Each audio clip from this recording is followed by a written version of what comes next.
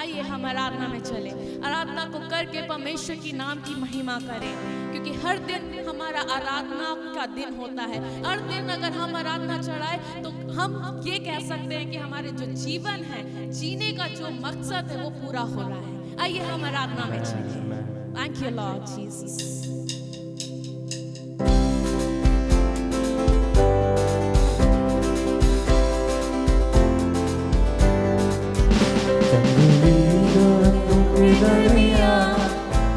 एक सेब के पेड़ के समान, जंगली दरख्तों के दरमियान, एक सेब के पेड़ के समान नजर आता है मुझे ये मसीह। सारे संतों के बीच में तू नजर आता है मुझे ये मसीह। सारे संतों के बीच में तू करूं तेरी है प्रभु अपने जीवन भर जंगल के सफर में। गाऊं शुक्रगुजारी से मैं, गाऊं शुक्रगुजारी से मैं। Praise you Lord, praise you Master Lord।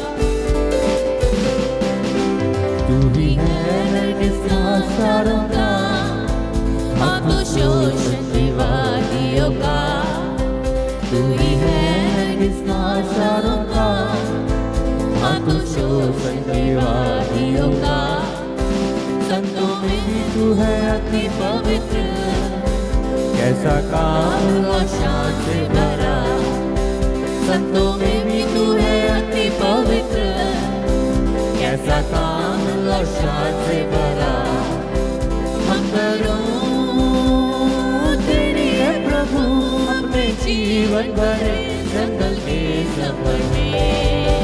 गाऊं शुक्रगुजारी से मैं, गाऊं शुक्रगुजारी से मैं।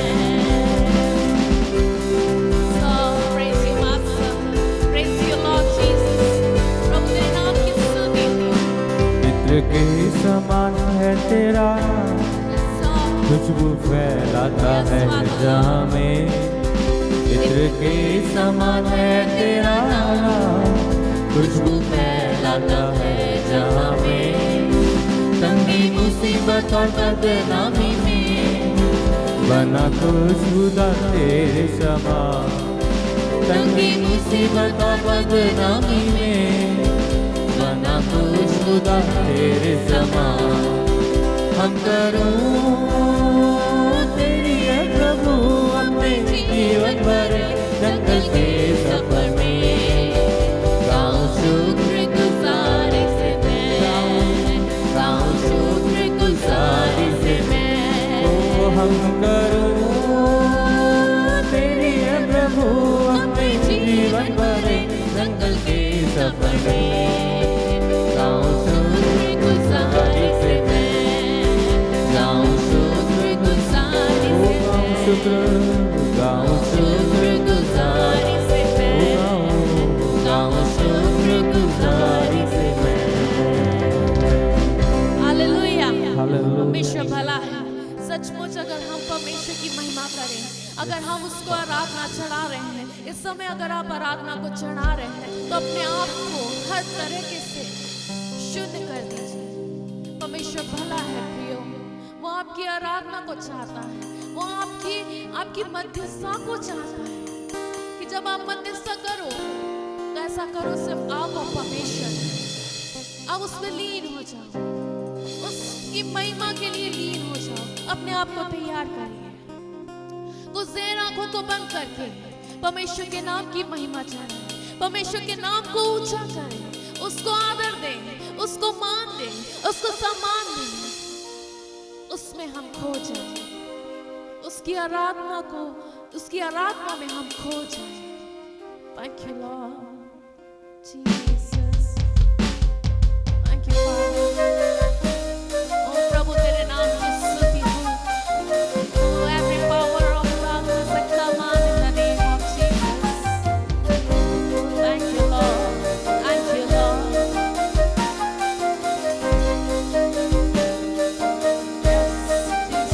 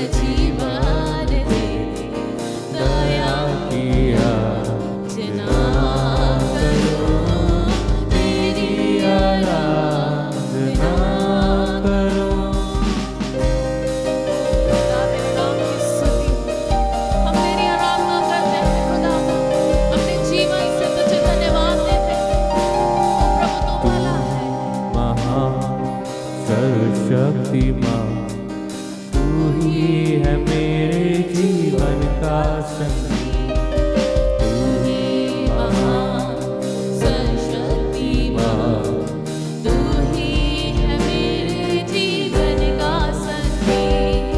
हृदय की तान छेड़े जन का, हृदय की तान छेड़े जन का, तेरी आराधना है मधुर गीत, तेरी आराधना है मधुर गीत। जीवन से मेरे तू महिमा पाए, एक ही काम मैं नाम करूं, पाप क्षमा कर जीवन दे, दया किया करूं, तेरी आराधना करूं, तेरी आराधना करूं, पाप क्षमा कर जीवन दे, दया किया किया करूं, तेरी आराधना करूं।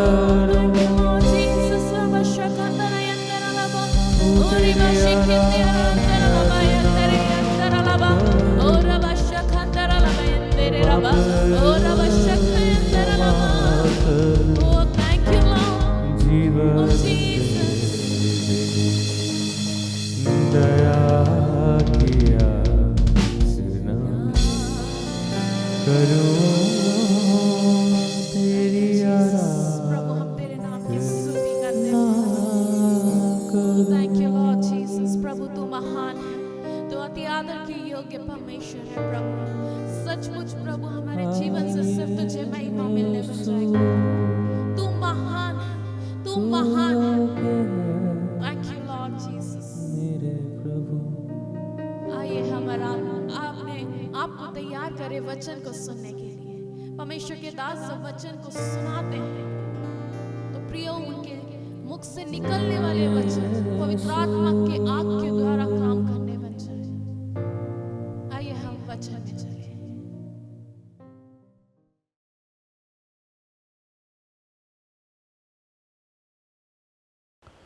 Praise the Lord. Mount Carmel church Ajmer YouTube channel से जुड़े सभी सब्सक्राइबर दर्शकों को जल्द आने वाले प्रभु यीशु मसीह के मधुर और मीठे नाम में आज की शाम हमारे इस डेली ब्रेड कार्यक्रम में मैं स्वागत करता हूं। आशा करता हूं आप अच्छे होंगे। आइए हम खुदा के कलाम की ओर चलें और आज शाम फिर एक और बार मत्ती रचित सुसमाचार 23 अध्याय और उसके 23 पद के अंदर हम पढ़ेंगे और उसके बाद वहाँ से आगे बढ़ेंगे। हे कपटी शास्त्री और फरीसियों, हाँ। तुम पर हाय, हाँ। तुम पुदीने और सौंफ और जीरे का 10वां अंश तो देते हो, हाँ। परंतु तुमने व्यवस्था की गंभीर बातों को अर्थात न्याय और दया और विश्वास को छोड़ दिया है। चाहिए था कि इन्हें भी करते रहते और उन्हें भी ना छोड़ते। 24 भी पढ़ दीजिए। हे अंधे अगुओ, हाँ। तुम मच्छर को तो छान डालते हो परंतु ऊंट को निगल जाते हो। हाँ, प्रेज द लॉर्ड।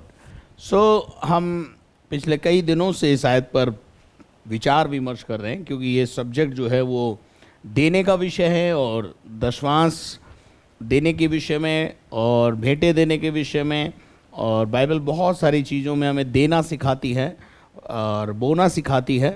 तो हम फिर से एक और बार, कल हमने पौलुस के द्वारा इस सिद्धांत को अपने जीवन में इम्प्लीमेंटेशन के लिए हम देख रहे थे कि पहले बात हमने देखी थी कि वो पवित्र वस्तुएं, जो पवित्र वस्तुएं हैं, मंदिर की वस्तुएं हैं, उनको अपने पास रख लेना या उसमें से कुछ घटा लेना या बढ़ा लेना या चुरा लेना, ये सब जो कुछ भी है ना, ये सब कुछ गलत है। तो हम परमेश्वर के वचन में से इस बात को देख रहे थे और हमने कल ये देखा था कि जो हमारे सिखाने वाले हैं, अगुए हैं, उनको हर अच्छी भली वस्तु में हम हर अपनी आशीषों में उनको शामिल करें, क्योंकि वो हमारे लिए प्रार्थनाएं करते हैं, वो हमारे लिए दुआएं करते हैं और इस प्रकार से उनकी दुआएं और प्रार्थनाएं हमारे जीवन में रंग लाती हैं। आज वहाँ से और थोड़ा सा हम आगे बढ़ना चाहते हैं कि पौलुस जो है वो, जो मेरा तीसरा पॉइंट है वो ये है कि परमेश्वर ने सेवकों को योगदान देना ठहराया है। परमेश्वर ने सेवकों को योगदान देना ठहराया है। It is decided by the God कि आप परमेश्वर के सेवकों को वो भाग जो उनका है, यानी 10वां हिस्सा या उससे बढ़कर जो नए नियम में हम देख रहे हैं, वो परमेश्वर का है, वो परमेश्वर को देना है। तो हम देखते हैं कि ये वचन में 1 कुरिन्थियों 9वां अध्याय और उसके 7 पद से लेकर 14 पद तक हम देखेंगे कि वहाँ पौलुस जो है वो देने के सिद्धांत को किस प्रकार से कुरिन्थियों की कलीसिया को सिखा रहा है। जो कुरिन्थियों की कलीसिया है वो नए नियम की कलीसिया है, और वहाँ पर प्रभु का वचन क्या बोल रहा है जरा पढ़ेंगे। 1 कुरिन्थियों 9वां अध्याय और उसके 7 पद से। कौन कभी अपनी गिरह से खाकर, हाँ, कौन अपने गिरह से खाकर सिपाही का काम करता है। हाँ, कोई ऐसा है भाई फौज में भर्ती हो गया और तनख्वाह नहीं चाहिए मुझे, ऐसा कोई नहीं होता जी। आगे, कौन दाख की बारी लगाकर, कौन दाख की बारी लगाकर, किसान दाख की बारी लगाता है, उसका और फल नहीं खाता। उसका फल की अपेक्षा करता है। आप एक छोटा सा अमरूद का पेड़ लगाते हैं, पपीते का पेड़ लगाते हैं, फिर आशा करते हैं कि इससे कुछ उगेगा। तो मेरे अजीज़ों, जब आप इस प्रकार की आशा करते हैं तो जो लोग आपके लिए प्रयत्न करते हैं वो भी आपसे कुछ अपेक्षा करते हैं। परमेश्वर भी आपसे कुछ अपेक्षा करता है। वो परमेश्वर जो आपको दिन और रात समझ, बुद्धि और ज्ञान, ताकत, तंदुरुस्ती और रोशनी और जो है ऑक्सीजन देता है, वो भी आपसे कुछ अपेक्षा रखता है। वचन कहता है कि कौन अपने गिरह से खाकर सिपाही का काम करता है, और कौन दाख की बारी लगाकर उसका फल नहीं खाता। कौन भेड़ों की रखवाली करके हाँ, उनका दूध नहीं पीता। देखिए, अब कलीसिया में जो हम बात करते हैं, तो कलीसिया में जो रिलेशनशिप है हमारा, वो रिलेशनशिप जो है वो चरवाहे और भेड़ का है। किसका है? चरवाहे का। पास्टर का मतलब है चरवाहा। और चरवाहा किसका? चरवाहे जो होते हैं वो, उनके पास यदि भेड़ बकरियां हैं तो ही वो चरवाहे होंगे। भेड़ बकरियां नहीं हैं तो वो चरवाहे नहीं है। अच्छा, भेड़ बकरियां जो पाली जाती हैं, जो पालता है वो उनका चरवाहा होता है, और वो दिन और रात उनके साथ मेहनत करता है, दिन और रात उन्हें घुमाता है, दिन और रात हरी हरी चराइयों में चराता है, और शाम के समय में उनको वापस बाड़े में लाता है और उनको अलग अलग करता है, बांधता है, और उसके बाद जो है वो दूध की अपेक्षा करता है। तो कहने का मतलब यह है कि यहाँ पर पौलुस जो है वो इस बात की बात कर रहा है कि भेड़ों की रखवाली करके उनका दूध कौन नहीं पीता। इसका मतलब भेड़ क्या करती है? दूध देती है। भेड़ दूध किसके लिए देती है? भेड़ दूध किसके लिए देती है? देखिए, भेड़ के जब बच्चा होता है तो जो चरवाहा होता है ना, वो भी इतना अक्लमंद होता है कि अगर इसका बच्चा छोटा है तो उतना ही दूध पीता है, निकालता है वो चरवाहा, कि उसके बच्चों का भी पेट भर जाए। यहाँ पर आपको एक सिद्धांत दिख रहा है। वो क्या है? माँ ने जिस भेड़ को जन्म दिया है उसका पेट भरना, उसकी देखभाल करना, वो भी उसका काम है। लेकिन जो चरवाहे का है वो चरवाहे को देना है। यहाँ भी एक सिद्धांत आपको जन्म लेता हुआ दिखाई दे रहा है। तो यहाँ लिखा है कि कौन अपने भेड़ की रखवाली करके उनका दूध नहीं पीता। आगे बढ़कर, क्या मैं ये बातें मनुष्य ही की रीति पर बोलता हूँ? हाँ, पौलुस कह रहा है भैया ये बातें जो मैं तुम्हें सिखा रहा हूँ, क्या ये केवल मनुष्य की रीति है, रीति रिवाज है, मनुष्य का कस्टम है, मनुष्य का सिस्टम है? और क्या व्यवस्था भी ये नहीं कहती? अब पौलुस बोलता है भैया परमेश्वर का वचन भी तुम्हें इस बात के लिए प्रेरणा देता है। मैं केवल, देखिए, पौलुस यहाँ पर जब बात कर रहा है तो वो नए नियम की कलीसिया, यानी कुरिन्थियों की कलीसिया जो नए नियम की कलीसिया है, वहाँ बात कर रहा है। अब अगर पौलुस को जो पुराने नियम में व्यवस्था है, मूसा की व्यवस्था और अब्राहम ने जो चलाई उस व्यवस्था का यहाँ पर विरोध नहीं किया, परंतु उसका उदाहरण देते हुए यहाँ पर नए नियम में देने के सिद्धांत को जिंदा रख रहा है और आगे बढ़ाने के लिए बोल रहा है। यहाँ लिखा है, क्या व्यवस्था भी ये नहीं कहती? क्या परमेश्वर के वचन में ये नहीं लिखा है? आगे पढ़ेंगे, क्योंकि मूसा की व्यवस्था में भी लिखा है, मूसा की व्यवस्था में भी लिखा है कि दावने में चलने हुए बैल का, दावने में चलते हुए बैल का मुंह नहीं बांधना। अब ये दावना क्या होता है और चलते हुए बैल का मुंह ना बांधना, इसका क्या मतलब है, थोड़ा सा मैं समझा देता हूँ। देखिए, आज तो आधुनिक युग में ट्रैक्टर्स और मशीनों के द्वारा जो है वो गेहूं को जो है भूसे से अलग करके एक टेक्निक है, उनके द्वारा हो जाता है। लेकिन उस समय जब पौलुस है और उस समय जब मूसा है और उस समय जब अब्राहम, इसहाक और याकूब का ज़माना है, पुराने नियम में, पुराने समय में बैल को क्या कर देते थे, वो गेहूं के ऊपर यानी खलियान में ला करके उनको छोड़ा जाता था और बैल जो है उस गेहूं के ऊपर उस पर चला करते थे वो। और जब वो उस पर चलते थे तो बाइबल का परमेश्वर बताता है कि जब तुम उस बैल को इस काम में ले रहे हो तो उसको मुंह मत बांधना। मुंह मत बांधने का मतलब यह है उसको जो वो खाना चाहता है उसको खाने देना। यानी उस बैल को जिसे तुम अपने भोजन के लिए काम में ले रहे हो, यानी उसके द्वारा उस भूसे और गेहूं को अलग अलग करने का क्रिया कर रहे हो, उस क्रिया के बदले में बैल का मुंह नहीं बांधना। अब यहां पर थोड़ा सा आपको ये समझना होगा, बैल जो है वो परमेश्वर के सेवकों के लिए इस्तेमाल हो रहा है कि वो अगर तुम्हारे लिए काम करते हैं तो तुम्हारा भी फर्ज बनता है कि उनको उनके खाने पीने का, उनके आवश्यकताओं का ध्यान रखा जाए। तो यहाँ लिखा है कि जब बैल की भी चिंता करता है परमेश्वर, क्या परमेश्वर बैलों की चिंता करता है? पढ़िए आगे। क्या परमेश्वर बैलों ही की चिंता करता है या विशेष करके हमारे लिए कहता है?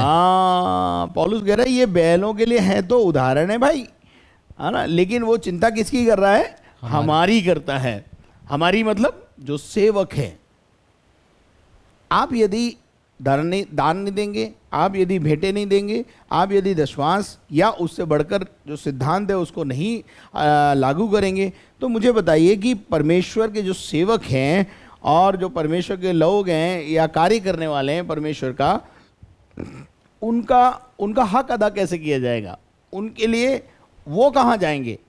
तो वचन हमें नए नियम में देने के विषय में प्रेरणा दे रहा है और पौलुस इस प्रेरणा को आपको समझा रहा है। पढ़िए आगे, बढ़ दीजिए जरा। हाँ, हमारे लिए ही लिखा गया है। हाँ, पौलुस कह रहे हैं हाँ, हमारे लिए ही लिखा गया है। और क्योंकि उचित है कि जोतने वाला आशा से जोते, जोतने वाला आशा से जोतता है और दावने वाला भागी होने की आशा से दावनी करे। दावने वाला यानी उस दावने का मतलब है गेहूं और भूसे को अलग करने की जो प्रक्रिया है उसको दावना बोलते हैं। तो उसमें जो है वो लोग भी शामिल होते हैं। तो सेवकाई में एक ही काम नहीं होता है, सेवकाई में अलग अलग भाग होते हैं और हर एक सेवक को, काम करने वाले को परमेश्वर की उठाई हुई भेंट और दशमांश में से परमेश्वर भागी बनाता है। इसलिए अगर आप वो देने का सिद्धांत अपने जीवन में नहीं लागू करेंगे तो इनको दिया कहाँ से जाएगा, मुझे बताइए। चलिए आगे बढ़ते हैं, क्या लिखा है? अतः जबकि हमने तुम्हारे लिए आत्मिक वस्तुएं बोई। हाँ, पौलुस कहता है कि हमने तुम्हारे लिए आत्मिक वस्तुएं बोई, तो क्या ये कोई बड़ी बात है कि तुम्हारी शारीरिक वस्तुओं की फसल काटें? प्रभु का वचन कहता है भाई, हम जो है तुम्हारी आत्मिक वस्तुओं को क्या करते हैं, तुम्हारे आत्मिक आवश्यकताओं को क्या करते हैं, समय समय पर पूरा करते हैं। हम देखिए, लॉकडाउन का समय चल रहा था, जब से लॉकडाउन चल रहा है तब से लेकर आज के दिन तक हम बराबर आपके आत्मिक जीवन के लिए बराबर ध्यान रख रहे हैं। पर बराबर हम ध्यान रख रहे हैं, पर बराबर आप ध्यान रख रहे हैं क्या? हाँ जी, हम एक जानते हैं कि हमें लोग, बहुत सारे लोग फ़ोन करते हैं कि पाल साहब आपने जो प्रचार किया, डेली ब्रेड में प्रचार हुआ, वो हमें बहुत आशीष दिया, बहुत अच्छा सब कुछ है। आप ये जानिए कि उसके पीछे कितनी मेहनत प्रभु के दास यहाँ पर कर रहे हैं। पूरे लॉकडाउन के समय में हमारे यहाँ पर स्टूडियो का और जो कलीसिया के अंदर जो बिल्डिंग है उसका बिल कभी भी कम नहीं आया, कभी भी कम नहीं आया। कारण क्या है?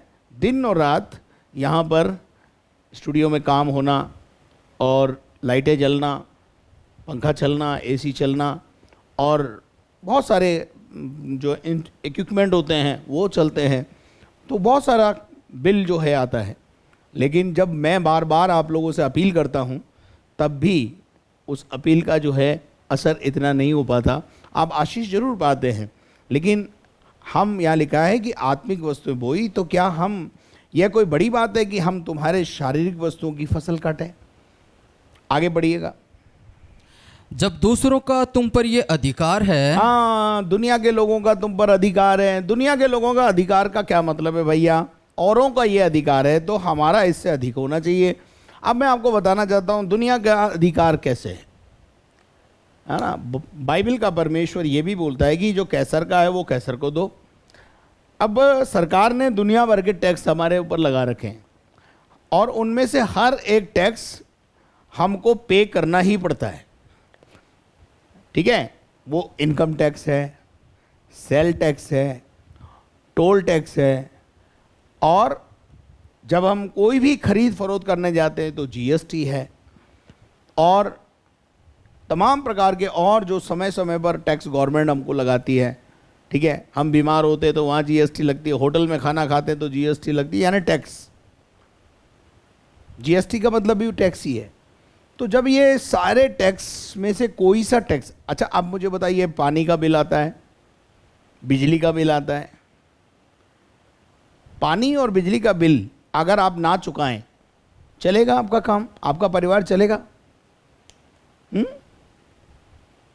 हाँ जी, यानी औरों का अधिकार है। और लोग जो है, दुनिया की जो संस्थाएं हैं, दुनिया के लोग हैं, दुनिया की सरकारें हैं, वो आप पर टैक्स लगाती हैं, उनका तो अधिकार है साहब। अब दुनिया का तो अधिकार है, लेकिन आत्मिक लोगों का अधिकार क्या है? जो परमेश्वर ने ठहराया है, और देने वाला खुशी से दे, ये भी बाइबल बोलती है। कुड़कुड़ के जो देते हैं उनसे हम लेते नहीं हैं, क्योंकि कुड़कुड़ के दोगे तो आशीष भी नहीं पाओगे। अब देखिए, सरकार का तो आप भले कुड़कुड़ करो तो भी देना पड़ेगा। बिजली का बिल, पानी का बिल, टेलीफोन का बिल, मोबाइल का बिल, ये बिल, वो बिल, ये बिल, 17 तरह के बिलों को आप देखते हैं, और उसमें सब में टैक्स लगा हुआ भी होता है, वो भी आपको देना है, और आप खुशी से देते हैं। क्यों? अगर खुशी से अगर आप नहीं देंगे, टाइम से नहीं देंगे, समय पर अगर आपने नहीं चुकाया, तो उनके पास कैंची है, उनके पास प्लायर है, वो आते हैं और आपका कटिंग करके चले जाते हैं। उस कटिंग से आप इतना डरते हो, उस कटिंग से आप इतना डरते हो कि समय से पूर्व सब कुछ जमा करा देते हो। मैं आपको बताना चाहता हूं कि परमेश्वर कहता है दुनिया के लोगों से मत डरो भाई, वो तो तुम्हारी केवल बिजली काटते हैं, लेकिन परमेश्वर तुम्हारा ऑक्सीजन काट सकता है।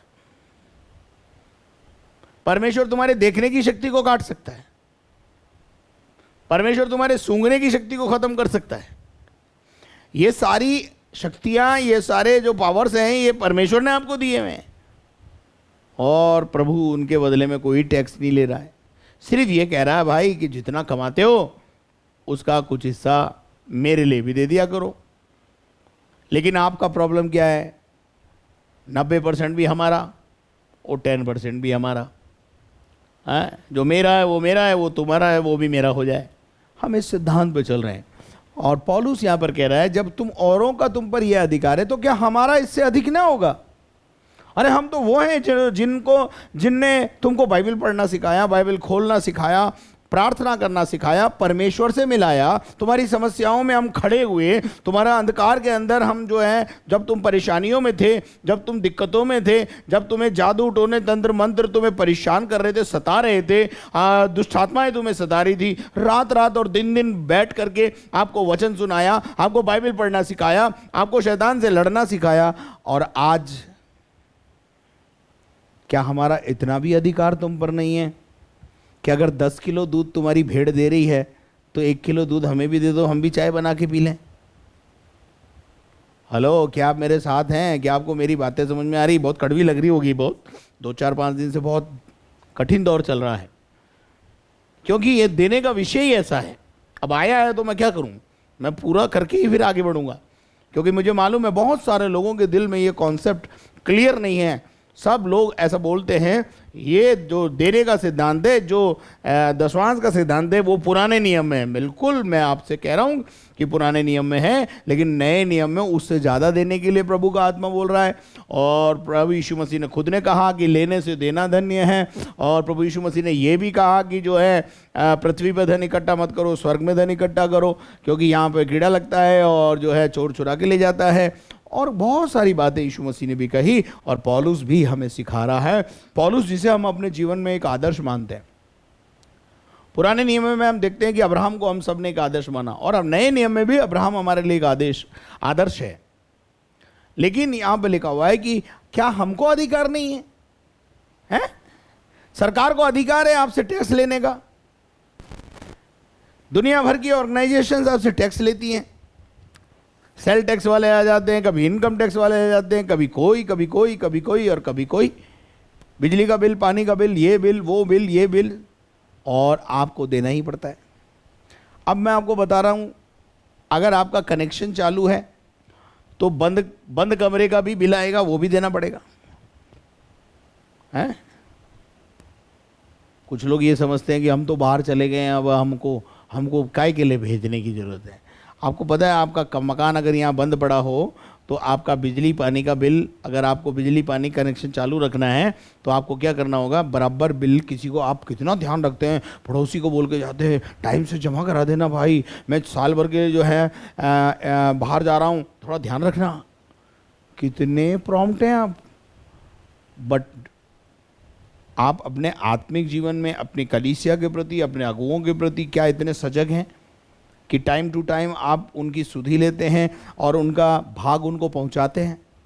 कलीसिया का भाग कलीसिया में देते हैं? नहीं ना। इसीलिए यहाँ लिखा है, परंतु सब कुछ क्या करते हैं, हम सहते हैं। अधिकार काम में नहीं लाए हम। पौलुस कहता है, परंतु हमें तो अधिकार है, लेकिन फिर भी कभी हमने तुम्हारे साथ जबरदस्ती नहीं की है। तुमने नहीं दिया तो हमने टेंट बनाया, तुमने नहीं दिया तो हमने अपनी मेहनत मजदूरी करके भी सेवा की। हमने तुम पर कभी अधिकार नहीं जताया, जबकि अधिकार जता सकते हैं।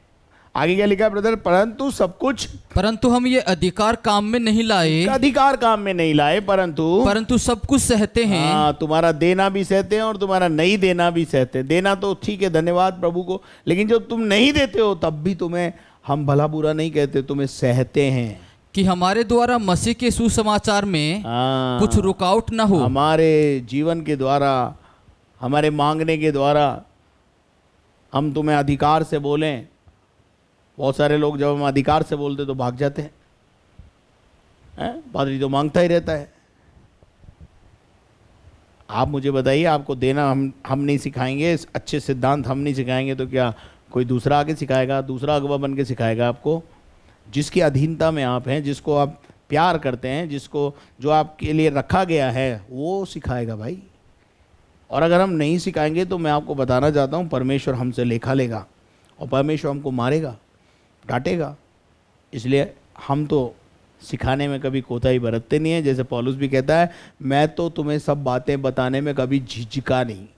तो ये राजेंद्र भैया भी ऐसे ही हैं, कोई बात बताने में झिझकते नहीं है। वो चाहे जवानों की बात हो, चाहे बहनों की बात हो, चाहे भाइयों की बात हो, चाहे बच्चों की बात हो, और चाहे बूढ़ों की बात हो, चाहे आदर करने की बात हो, चाहे कोई और सब्जेक्ट हो, चाहे कोई और सब्जेक्ट हो, हर सब्जेक्ट पर अच्छी तरह खुल के बात करना प्रभु ने हमें वरदान दिया है कि वो हम आपसे खुल के बात करें, और हम खुल के बात कर रहे हैं इन दिनों में। आशा है आपको समझ में आ रहा होगा। नहीं आ रहा है तो फिर तो आपको प्रभु से बोलना है, प्रभु मेरी बुद्धि की आंखें खोल, क्योंकि ये तो बंद पड़ी है। और यहाँ लिखा है, परंतु सब कुछ सहते हैं कि हमारे द्वारा प्रभु के सुसमाचार में किसी प्रकार की रोक ना हो। क्या मतलब है इसका? अगर हम आपके साथ जबरदस्ती करेंगे, लोग सुनेंगे, वो सुसमाचार में रोक हो जाएगी। अगर मैं आपको बताता हूँ, आपके द्वारा सुसमाचार में रोक कैसे हो जाती है मालूम है? जब आप प्रभु का भाग प्रभु को नहीं देते तो जो याजक लेवी हैं, जो बेचारे टोटली सुसमाचार की सेवकाई कर रहे हैं, वो कमाने चले जाएंगे। तो सुसमाचार के अंदर रोक किसने उत्पन्न करी? आपने परमेश्वर के दासों का। कई बार हम बोलते हैं, वो पादरी साहब आए थे, 6 महीने रह के भाग गए, वो पादरी साहब आए थे और वो साल भर रहे और फिर यहाँ से भाग गए। अरे भाग गए नहीं, तुमने भगा दिया। वो भागे क्यों मालूम है? तुमने जो प्रभु का भाग था, जो प्रभु के दास की ज़रूरतें थी, उसको पूरा नहीं किया। तो बेचारा वो क्या करेगा? साल 6 महीने रुकेगा और इंतज़ार करेगा कि शायद मेरे कलीसिया के लोग देना सीख जाएं और मैं जो है इंडिपेंडेंट हूँ, कहीं से मेरे पास किसी प्रकार की कोई जुगाड़ नहीं है, कोई संस्था नहीं मुझे हेल्प कर रही है, तो मेरे लोग मेरे को देना सीख जाएंगे, प्रभु के लिए देना सीख जाएंगे, तो मेरा भी काम चलेगा, परमेश्वर का राज्य भी बढ़ेगा। लेकिन आपने क्या किया? उनका भाग उनको नहीं दिया। नहमिया के ज़माने में भी ऐसा ही हुआ था कि जब लेवी और याजकों को उनका भाग नहीं मिला, दशवांश लाना बंद कर दिया लोगों ने, भेंटे लाना बंद कर दिया लोगों ने, उसके कारण सारे चरवाहे जितने भी थे, सारे याजक जो थे, वो अपने अपने काम पे भाग गए, खेत पे भाग गए और काम करने लगे। जब नेहमिया वापस आया तो उन्होंने कहा, कहाँ गए वो जी? याजक साहब कहाँ गए? पादरी साहब कहाँ गए? पादरी साहब गए? आज ही पादरी साहब तो नौकरी करते हैं आजकल। अरे भाई नौकरी क्यों करता है? अरे भाई तू जाके पूछा उससे, नौकरी क्यों करता है? तू सेवा करने के लिए तेरे को लगाया ना। अजी से आप क्या करूँ, मैं तो 4-6 महीने तो मैं भूखा मरता रहा और ये कोई भी दशवांश ला के देने नहीं ला, क्योंकि सम्मत तो भैया बहुत होते हैं कलीसिया में। खाई को देना पादरी को, खाई को देना, खाई को देना, खाई को देना, क्यों देना इसको? ऐसा बोलने वाले भी सम्मत तो भैया बहुत थे उस ज़माने में। और उन्होंने बोल बोल करके जो ला के दे रहे थे उनको भी लाने नहीं दिया। और इस कारण से नेहमिया के ज़माने में लोग अपने अपने खेतों पर काम करने को चले गए। लेकिन फिर से नेहमिया वापस लेके आया और लोगों को देना सिखाया और कहा, तुम्हें अब प्रभु का भाग प्रभु को देना है और ये तुम्हारी सेवा करेंगे, ये तुम्हारे लिए ठहराए गए हैं। तो मेरे अजीज़ों, फिर उसके बाद हम देखते हैं 14 पद तक चलेंगे अपन जल्दी से। क्या तुम नहीं जानते? क्या तुम नहीं जानते कि जो मंदिर में सेवा करते हैं, जो मंदिर में सेवा करते हैं, वे मंदिर में से खाते हैं। कहाँ से खाएंगे? काम करें हम यहाँ पर और खाने कहाँ जावें? हाँ जी, खाने कहाँ जावें? काम करते हैं माउंट कार्मेल चर्च में, खाने कहाँ जाएंगे हम? हमारे को सपोर्ट कहाँ से मिलेगा? हमको हमारा परिवार कहाँ से चलेगा? अरे भैया जो आप दोगे उसी में से चलेगा। लेकिन आपने ठान ली है कि हम तो देंगे नहीं, आपने ठान ली है कि हम देंगे नहीं। तो बाइबल का वचन तो यही कहता है कि जो पवित्र वस्तुओं की सेवा करते हैं, यानी मंदिर में सेवा करते हैं, वो मंदिर से खाते हैं। मंदिर में क्या आता है? चढ़ावा आता है। मंदिर में क्या आता है? दान आता है। मंदिर में क्या आता है? दशवांश आता है। मंदिर में क्या आता है? भेंटें आती हैं। और ये सब कुछ जब आता है, इसी में से प्रभु के सेवकों का और उनके परिवार का काम चलता है। भाई जो वेदी की सेवा करते हैं वो वेदी के साथ भागी होते हैं। जो मंदिर में सेवा कर रहा है, ऑल्टर पे सेवकाई कर रहा है, बेचारा वो कहाँ जाएगा खाने के लिए, अगर आप ला करके देना बंद कर देंगे? चलिए 14 पद में क्या लिखा है जरा। इसी रीति से प्रभु ने भी ठहराया है कि जो लोग सुसमाचार सुनाते हैं, इसीलिए परमेश्वर ने ठहराया है कि जो लोग सुसमाचार सुनाते हैं उनकी जीविका सुसमाचार से हो। समझ में आ गई होगी। आई थिंक, मैं समझता हूँ आपको ये समझ में आ गई होगी। और आज के बाद आप ये नहीं बोलेंगे कभी भी कि साहब देना जो है या दशवांश जो है वो पुराने नियम में है और नए नियम में तो ये बात है ही नहीं। देने वाला हर से दे, बस इसको पकड़ लिया, तो बाकी ये सब जो आयते हैं इनको क्या काट दोगे आप?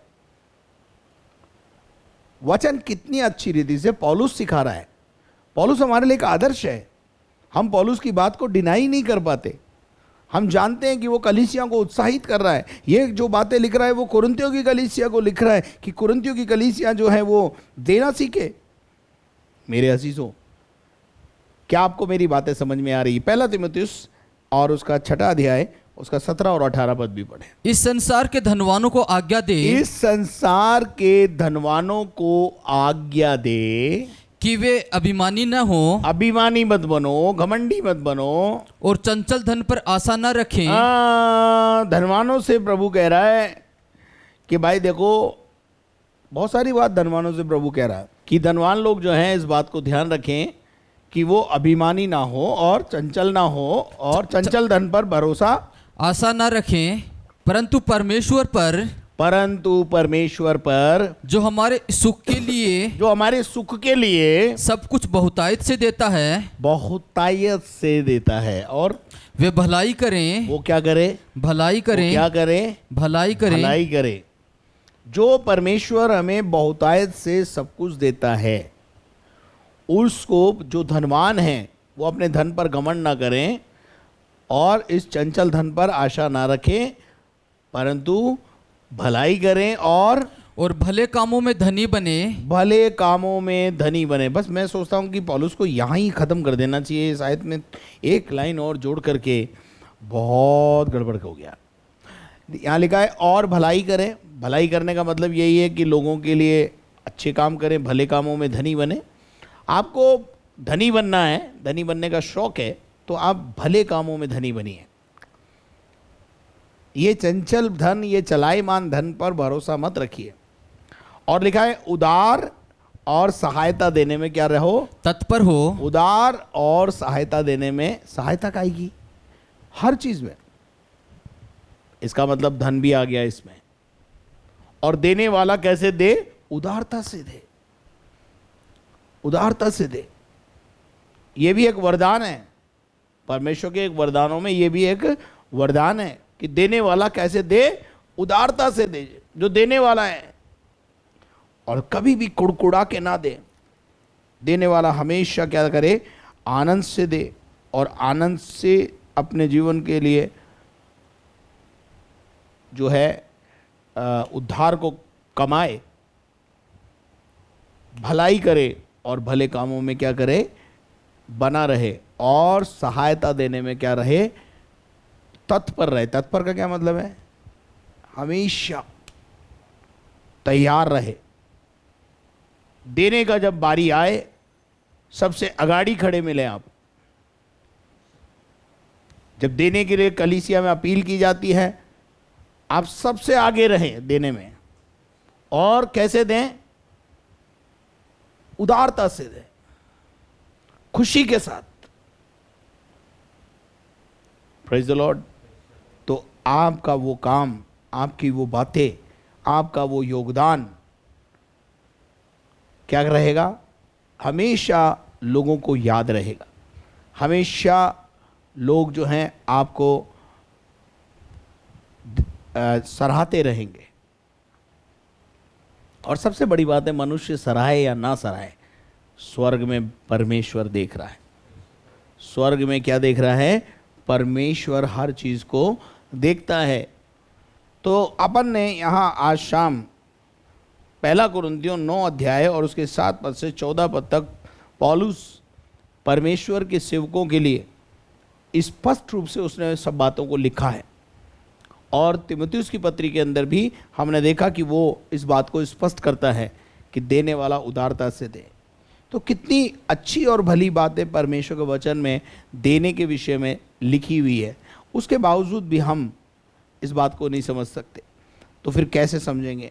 परमेश्वर का वचन कहता है कि कोई जो है अपने गिरे से करके और जो है सिपाही का काम नहीं करता। आप में से कोई ऐसा है जो नौकरी करता है और फिर तनख्वाह नहीं लेता है, पूरे महीने एक मेहनत करता है और उसके बाद बोलता है मालिक को, नहीं मुझे तनख्वाह नहीं चाहिए, मैं ऐसे ही ठीक हूँ। पादरी तनख्वाह देने वाला अगर 2-4 दिन भूल कर दे या दे नहीं, देरी से दे, तो खलबली मच जाती है। आप देखते हैं कि गवर्नमेंट में स्ट्राइक हो जाती है या एक निर्धारित समय निर्धारित किया जाता है कि उस समय दिया जाए। तो मेरे अजीज़ों, जब दुनिया के लोग इस प्रकार से हैं, तो प्रभु के लिए हमें कितना सचेत रह करके इन बातों को सीखना है। जैसा मैंने आपको बताया कि बिजली का बिल, पानी का बिल, टैक्स, ये टैक्स, वो tax, income tax, sale tax, जो भी है, अगर आपने समय पर नहीं दिया तो आपको पता है पेनल्टी से भरना पड़ेगा। और आप खुशी से पेनल्टी भरोगे, लेकिन परमेश्वर के यहाँ दे देंगे, सोची जाएगी, जब जाएंगे जब दे देंगे। एक चक्कर इसके लिए क्यों लगाएं। मेरे अजीज़ों, आप पानी का बिल लाइन में लग के जमा कराते हैं, बिजली का बिल लाइन में लग के जमा कराते हैं, रोड टैक्स और टोल टैक्स लाइन में लग के जमा कराते हैं। ठीक है, हर बिल आपको लाइन में लग करके जमा कराना पड़ता है, उसके लिए आपको मेहनत करनी पड़ती है। क्या अपने दान, अपने दशवांश और अपने भेंटों को आप घर में रख करके जब बैठे रहते हैं आप बताइए, क्या खुदा उस पर पेनल्टी नहीं लेगा? खुदा, don't play with the God. उस खुदा से खेलिए मत। उसकी जो नम्रता और दीनता और उदारता है ना, उसका नाजायज फायदा मत उठाइए। समय पर प्रभु का भाग प्रभु के भवन में, प्रभु के घर में, प्रभु के दास के हाथ तक में पहुंचा दीजिए, ताकि आप बरी हो जाएं उससे। जब आप प्रभु का पैसा प्रभु के दास के पास या भवन में सही टाइम पे नहीं पहुंचाते हैं, तो मेरे अजीज़ों, कई बार आप तकलीफ़ में चले जाते हैं। उसके बाद आपको याद आता, अच्छा ये तकलीफ़ इसलिए आई हुई है, वो निकालो पैसा वहाँ से भेजो। तो ऐसा काम क्यों करते हो? अगर मैं आपसे एक बात पूछना चाहता हूँ, यदि आपने किसी से कर्जा लिया हुआ है, ध्यान से सुनना, एक कर्जदार जो है, दो व्यक्तियों से आपने कर्जा लिया हुआ है। एक कर्जदार जो है बहुत खतरनाक है, जो कर्जदार क्या, कर्ज देने वाला बहुत खतरनाक है, मारता है सीधा, बोरे में बंद कर देता है। और दूसरा है, ठीक है कोई बात नहीं, दे तो दे दो, नहीं दे तो कोई बात नहीं। आप मुझे बताइए, हर महीने आप किसका पैसा देने का बड़ा ध्यान रखते हैं? और मान लीजिए एक ऐसा भी है जो पेनल्टी पे पेनल्टी लगा देता है, तो आप किसका पहले चुकाएंगे? मैं आशा करता हूं आपका उत्तर ये होगा कि जो पेनल्टी पे पेनल्टी चुका देता है, जो बोरे में बंद करके मारता है। तो आपको पता है कि जीवते परमेश्वर के हाथ में पड़ना आसान काम है या भयानक काम है? तो मैं तो ये समझता हूँ वो तो भयानक है। ठीक है, तो उसकी जो भलमनसाई है उसका नाजायज फायदा मत उठाओ। जब हम दुनिया में इस प्रकार का काम देखते हैं कि जो ज़्यादा खतरनाक होता है, तो मैं तो ये समझता हूँ कि खुदा तो खुदा है। खुदा से तो, खुदा की अगर डंडा पड़ गया, खुदा की अगर मार पड़ गई, तो फिर तो सब खत्म हो जाएगा। सो बेहतर होगा कि हम आज इस भेद को समझें। आइए अपनी आंखों को बंद करें, प्रार्थना करें। हमारे जीवित और महान परमेश्वर, हम तेरा धन्यवाद, तेरी स्तुति तारीफ महिमा करते हैं। जो वचन आज हमने सुना समझा, पौलुस के द्वारा लिखा कलीसिया को प्रभु जी, और तीमुथियुस को प्यारे परमेश्वर, जो बातें हमने वचन में से पढ़ी हैं, समझी हैं प्रभु, उस पर तेरी आशीष हो। और प्रभु हमें देना सिखा कि हम धनी हो जाएं। प्यारे परमेश्वर, हम दुआ करते हैं इस समय विशेष तौर से जो लोग इस समय बीमार हैं, उनको छू और चंगाई दे, और जिनके आज जन्मदिन है और जिनके आज मैरिज एनिवर्सरी हैं, उनको भी यीशु की आशीषें बोलता हूँ। प्यारे परमेश्वर, हम सबके साथ हो, हम सबकी सहायता और मदद कर, हम घटें और आप बढ़ें, यही हमारे जीवन की इच्छा अभिलाषा है। सारी महिमा तुझे देते हुए प्रार्थना को यीशु मसीह के नाम से मांगते हैं, आमीन। और अब हमारे खुदावंद यीशु मसीह का फजल, खुदा बाप की मोहब्बत, पाक रूह की रिफाकत और शराकत अब से लेकर हमेशा तक हम सबों के साथ हमेशा तक होती रहे, और हम सब बोलें आमीन। May God bless you. यदि आपने हमारे चैनल को सब्सक्राइब नहीं किया है तो जल्दी से आप उसे सब्सक्राइब करें, बेल आइकन को दबाएं, शेयर करें और लाइक करें। प्रार्थना टावर के नंबर स्क्रीन पर हैं, उनका इस्तेमाल करें और अपने प्रार्थना के निवेदन हमें पहुंचाएं। साथ साथ हमारे लिए प्रार्थना करें, और साथ में स्क्रीन के ऊपर बैंक अकाउंट्स की डिटेल भी है। यदि आपका मन प्रभु की सेवा के लिए उभरता है कुछ देने के लिए, तुरंत इन अकाउंट्स का इस्तेमाल करें। बैंक अकाउंट्स की डिटेल स्क्रीन पर है। कल शाम फिर आपके साथ मुलाकात करेंगे, तब तक के लिए घर में रहें, सुरक्षित रहें। धन्यवाद।